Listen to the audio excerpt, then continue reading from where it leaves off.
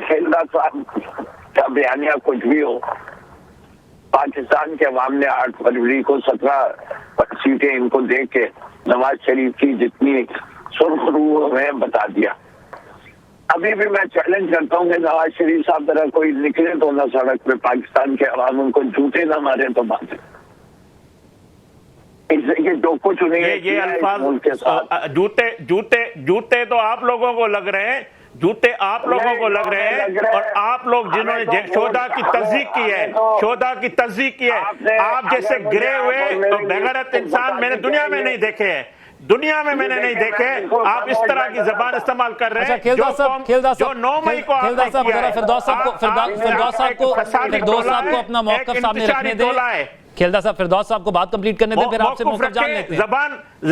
जबान इंसानों वाली इस्तेमाल करे, जबान इस्तेमाल करे, वरना उसका उसी जबान में मैं जवाब दूंगा जो ये गुफ्तगू कर रहे हैं। ठीक है खेलदा साहब, फिरदौस साहब को सुन लेते हैं। जी फिरदौस साहब,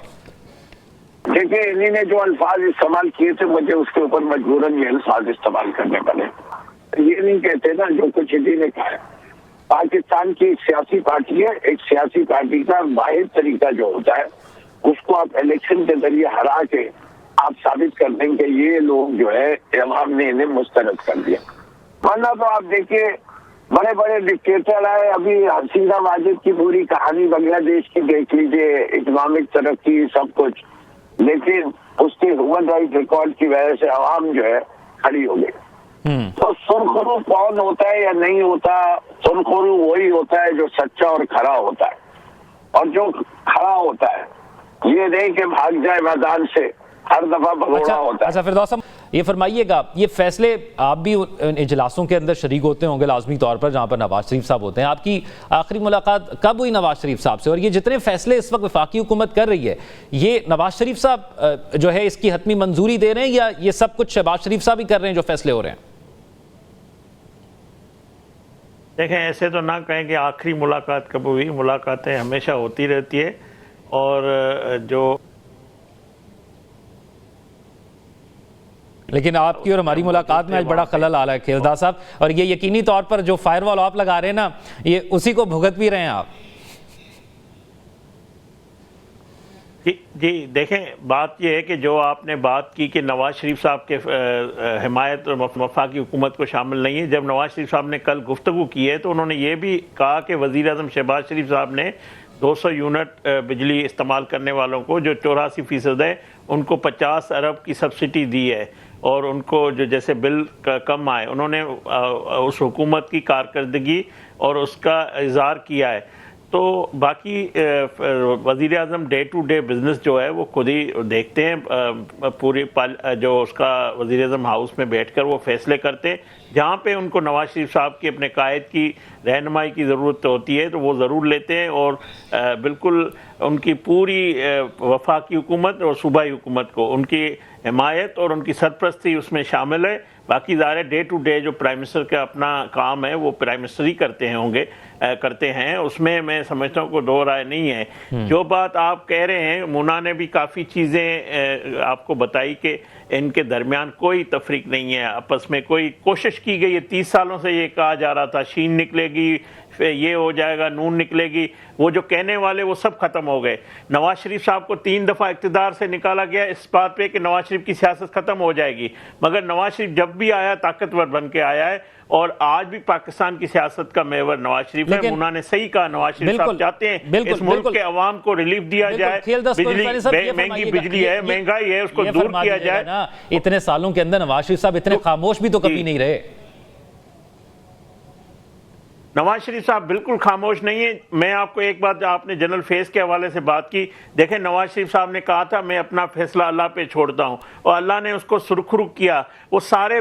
किरदार जो है ना बेनकाब भी हुए, सारे कौम के सामने भी आ गए जिन्होंने उनके खिलाफ साजिशें की, नाइंसाफी की, ज्यादती की। ये इमरानिया प्रोजेक्ट लॉन्च किया गया, ये सारी चीज़ें कौम के सामने आ गई है। अब ये जो जनरल फेस के खिलाफ मैं समझता हूँ पाक फौज का एक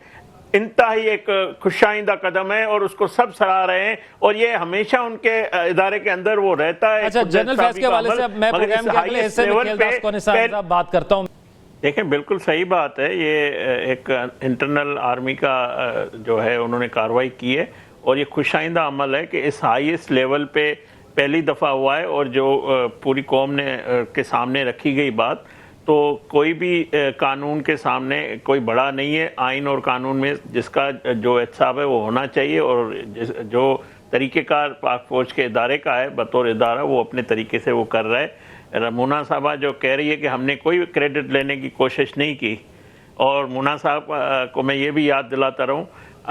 مشرف کے خلاف آرٹیکل ہم نے لگایا تھا، ہماری حکومت نے لگایا تھا، اور اس کی قیمت ہم نے ادا کی ہے۔ یہ بھی آپ کو پاکستانی قوم کی یادداشت تھوڑی کمزوری ہے، وہ بتا دوں کہ یہ اس کا کریڈٹ ہم نے ہمیشہ لیا ہے، اور اس کی قیمت بھی ہم نے ادا کی ہے۔ جو بات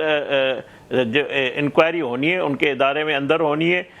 میں جو کریڈٹ ہم لے رہے ہیں، جو بات ہم کر رہے ہیں، وہ یہ ہے کہ میں نے پہلے بھی آپ کو کہا، نواز شریف صاحب نے کہا تھا میں نے اپنا فیصلہ اللہ پہ چھوڑا ہے، اور اللہ نے اس کو سرخرو کیا، اور سارے وہ کردار جو سازش میں ملوث تھے وہ بے نقاب ہوئے ایک ایک ہو کر۔ جب 21 اکتوبر کو نواز شریف صاحب آئے تھے تو انہوں نے کسی انتقام کی بات نہیں کی، لیکن کسی ذاتی ناانصافی کی بات نہیں کی، انہوں نے ساری چیزیں ایک آپ کے وزیر اطلاعات کہہ رہے ہیں کہ بانی پی ٹی آئی کی سہولت کاری فیض حمید اور باقی افسران کر رہے تھے، آپ تو یقین سے کہہ رہے ہیں، ابھی تو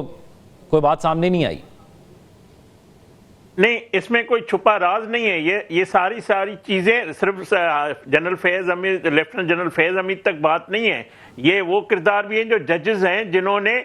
پاناما کا بہانہ بنا کے اقامہ میں نواز شریف صاحب کو نکالا، اور جس نے آخری 9 مئی کے بعد گڈ ٹو سی یو کا، یہ سارے وہ ججز ہیں جنہوں نے سہولت کاری کی ہے، اور یہ سارے قوم کے سامنے ان کا کردار بھی آئے گا، اور آنا چاہیے، تاریخ کو درست ہونا چاہیے۔ جو بات آپ کہہ رہے ہیں، ہماری کوئی ذاتی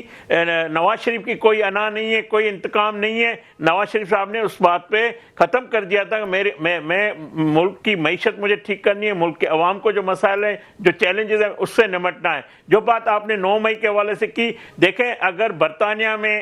کوئی فساد ہوتا ہے تو 3 دن میں ان کے خلاف کارروائی ہو جاتی ہے، ہجوم کے خلاف، ان انتشاریوں کے خلاف۔ 1 سال ہو گیا پاکستان کا جو ہمارا عدالتی نظام ہے، جہاں پہ اس کو آج تک کسی کو سزا نہیں ہو سکی، وہ سارے دن دنا کے وہ جو فسادی ہیں، جو انتشاری ہیں، وہ گھوم رہے ہیں، اور یہ کیس میں سمجھتا ہوں 9 مئی پاکستان کی ریاست کا کیس ہے، یہ 25 کروڑ عوام کا ہے جو انہوں نے جرم کیا ہے، جو ہجوم نے کیا ہے، اور پی ٹی آئی ایک جماعت نہیں ہے، پی ٹی آئی ایک جماعت نہیں ہے، یہ ایک ہجوم ہے، ایک ٹولہ ہے فسادی۔ اس فسادی ٹولے کا خاتمہ ہونا ہے، یہ میں آپ کو بتا دوں، اس کو قانون کے مطابق کچلنا چاہیے۔ اگر کوئی عدالتی نظام میں ان کے سہولت کاری ہے، میں ان سے پوچھ لیتے ہیں فردوس حمیم نقوی صاحب، یہ جو باتیں اب چلنا شروع ہو گئی ہیں کہ اب فوجی عدالتوں میں ٹرائل آپ کے لیڈر کا اس گرفتاری کے بعد ہو سکتا ہے، اس پر ایک کمنٹ کیجئے گا، اور پھر جو باتیں کھیلداس صاحب نے کی آپ کی پارٹی کے حوالے سے۔